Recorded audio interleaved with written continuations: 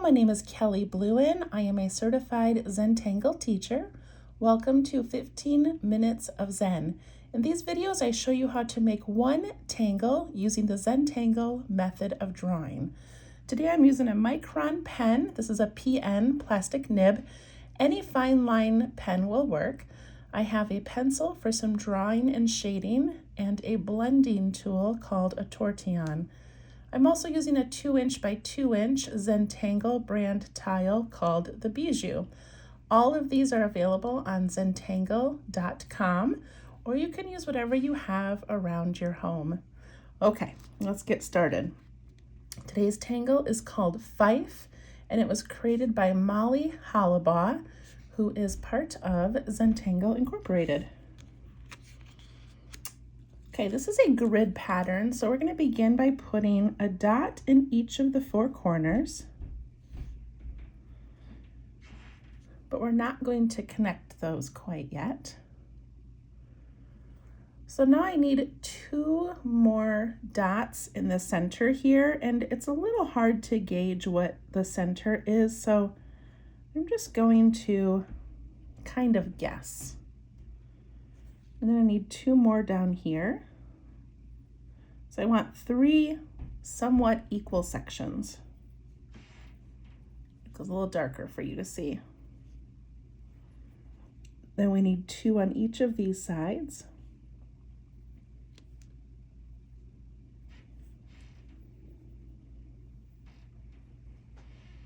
Very lightly with my pencil, I'm going to draw lines. You do not need to do this to create Fife, but I'm going to do it just to see if my things are lining up.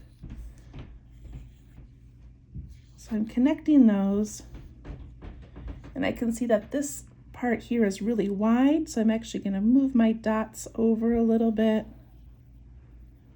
like that.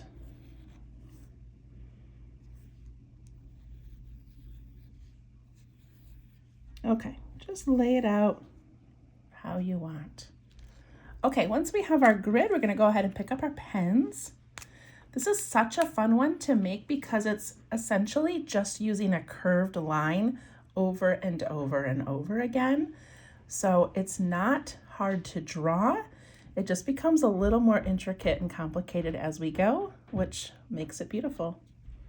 Okay, so we're going to start at this top area up here, and I'm going to go from one dot to the next with a little bump. And then I'm going to go underneath with another little bump. I'm keeping these pretty narrow.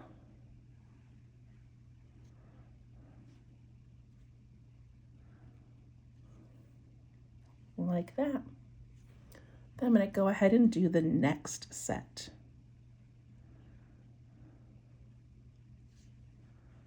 So because this is easy, we tend to go very quickly. And I want you to try not to rush. And feel free to adjust your lines as you go.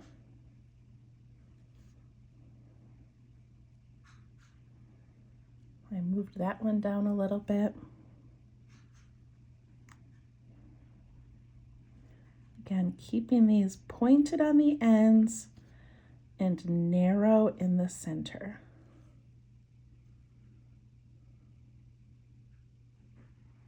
Okay, now we're going to do the vertical lines. So same thing, just doing those little bump outs on each side. From point to point.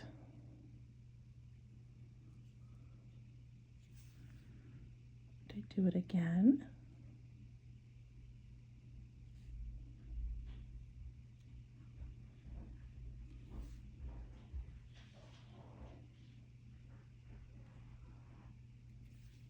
Make sure you're not holding your pen too tight. Loosen your grip.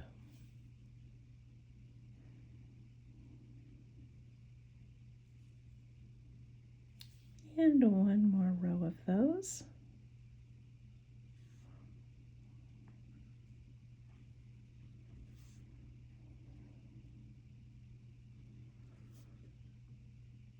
Look at how cool that looks. Just making that same pattern line over and over again. And now we have these like circles that appear. That's so cool. Okay, so now we're going to put in diagonal ones, which is why I wanted you to keep these narrow, because now we have to fit in another one. So we're going to go from the left to the right on each of these.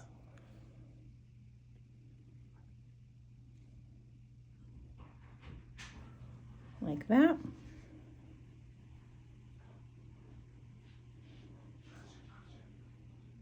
From the bottom left to the upper right. We go down here.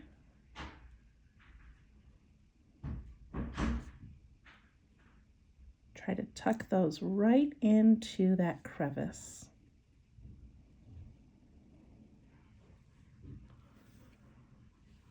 And again.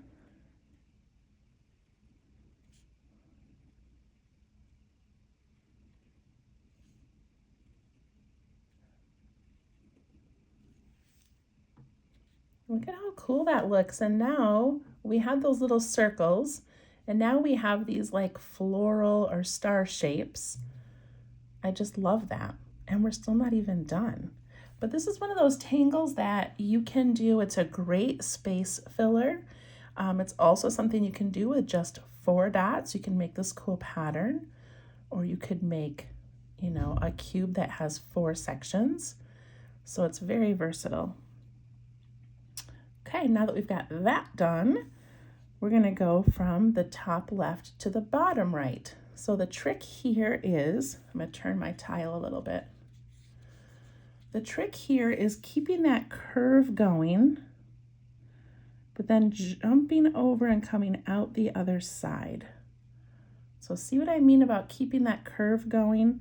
If you go in too much and bump out, it'll look a little bit different. So you really want to kind of make that go like as straight down to it, like curve, but then go straight down at it. Does that make sense? A slight curve, but then don't keep curving it in.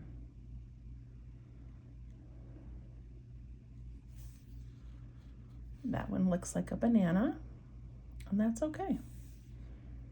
All right, so curving those in, lifting your pen and coming out the other side. This is that go behind, which we call Hollibaugh, which is named after Molly Hollibaugh, who created this tangle. So we use the word Hollibaugh as that idea of going behind something else when we're drawing.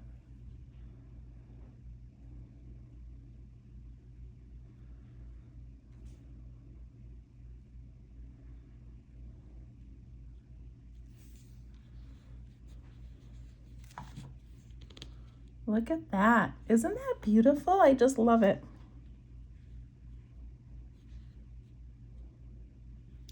Okay, so now that is essentially Fife. That's all you really have to do, but of course we're going to embellish it a little bit. So I'm going to take a couple of minutes to ink in all of these little extra spots. You do not have to do this. If you want, you can add some striping in there or tipple. I played around a little bit with different backgrounds when I was working on this. And some of them I just put a little orb in and then colored the extra space around it. But my favorite really was just coloring it all in with that dark ink. It just adds so much drama.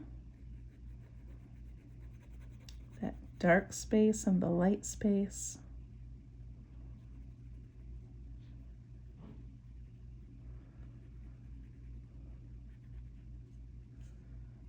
So if you've watched some of my other videos, I've talked about this process of coloring things in. And when I first started doing Zentangle, I was always in a rush. I just had a hard time slowing down. I wanted to get it done and move on to the next tangle or finish a piece, and I wasn't really understanding how to find calm in just enjoying the process of coloring. So now I try to make myself slow down, and instead of looking this as a daunting task that's going to take me 2 or 3 minutes to complete, I just enjoy that I get 2 or 3 minutes to not think about laundry, not think about my shopping list. I just get to sit here and color things in.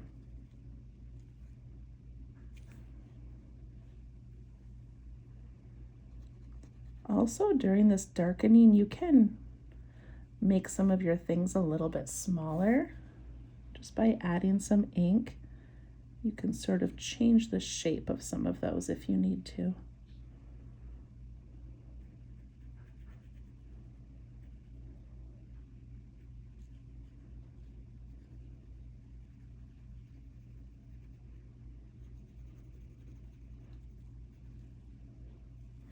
All of these tangles, I do them just in black and white. I am partially colorblind and I have a really hard time matching colors or setting a color palette. So I tend to just enjoy the black and white. However, many people enjoy adding color to these. And this would be a fun one to color in these little extra shapes with your favorite color.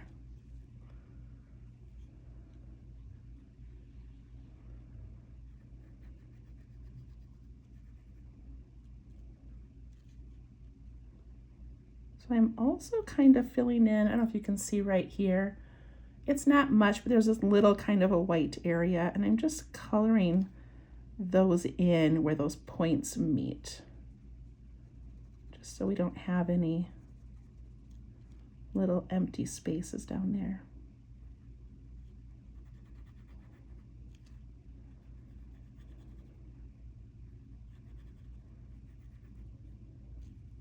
Reminding myself to relax my grip, stretch my fingers out if I need to.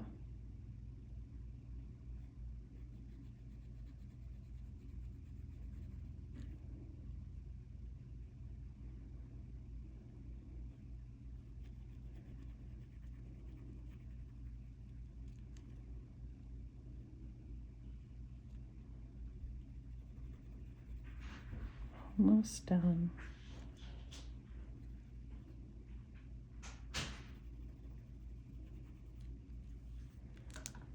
Okay, isn't that so cool looking?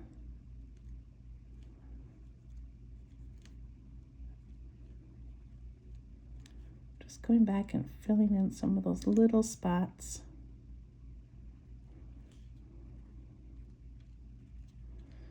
Okay, so now we've got a couple of options. You could go in and add some fun details or patterns to the lines. We could grab our pencil and start shading, but I'm going to do another shading method that is just these little flicks. So what I'm going to do is I'm going to start right up here at this top row, and I'm going to go to that deep corner and just put a couple of flicks out from each side. And I have my pen really light. And look at that little bit of detail and how much that adds. So start at that little crevice and then just flick those out.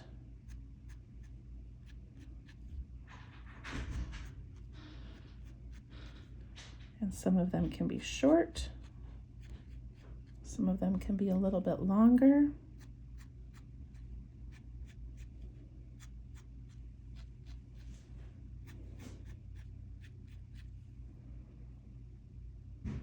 I'm just going to go back and do all of them.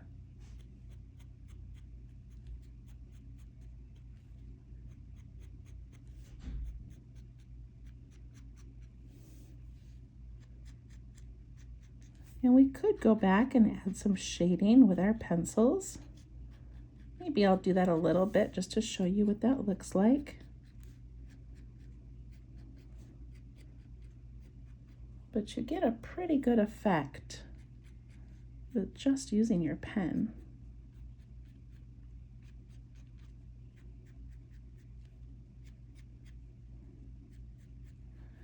I'm always starting in that crevice because that's where I'm putting my pen down a little bit darker and then lifting it as I flick out.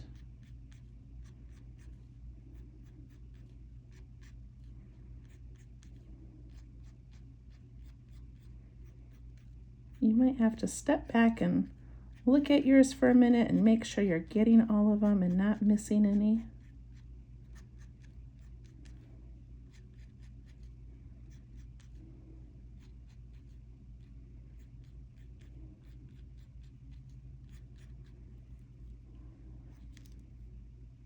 How cool that looks.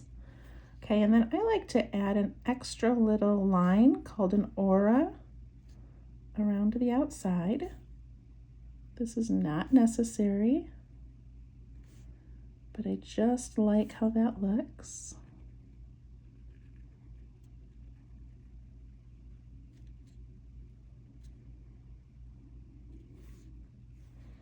And then we always initial our work. I'll do a little bit of shading just to show you what that's going to look like. So the shading would just be the same thing. I would just put some graphite right in those little crevices and push it out. Also, with the graphite, you can put a little shadow. See how this little band goes over this one? So I can put a little bit of graphite on each side of that. It's so subtle, but it creates this little shadow and gives that a little bit more depth. See how this one looks compared to this one that looks sort of flat?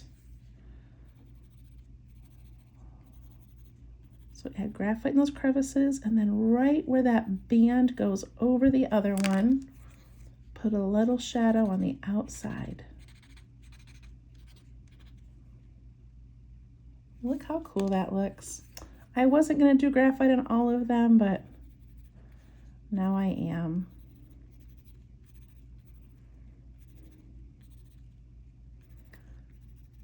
Okay, that pretty much wraps up our video. Again, this was called Fife. If you'd like to share your work, you can follow me on Facebook at Let's Tangle. That's where people get to share what they've done. And also please subscribe to my channel if you can. That's how these videos get shared with other people. So I really appreciate that. All right, our 15 minutes is up, but I'm just going to finish this. I know I'm going very quickly now. Doing all those crevices. And then I want to go back and add just that little bit on that band where it goes over the other one. It's so subtle.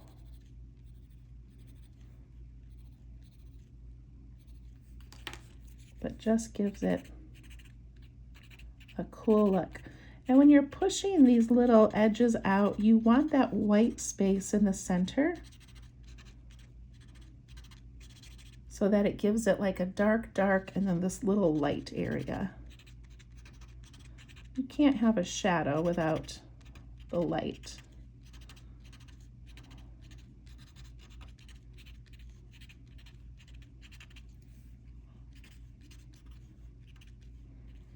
And softening those little shadow bands that I made. Okay, there we go. I did not plan on shading this, but I like how it turned out. All right, so there you go. That is Fife. Enjoy, and we'll see you next time. Bye-bye.